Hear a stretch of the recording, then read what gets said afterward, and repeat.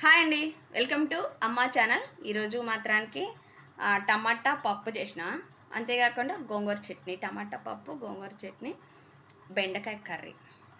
ఏందబ్బా ఎప్పుడు పప్పు అంటుంటుంది అనుకుంటున్నారా? మరి కరోనాలో పెద్ద ఆయన ఏం చెప్పాడు?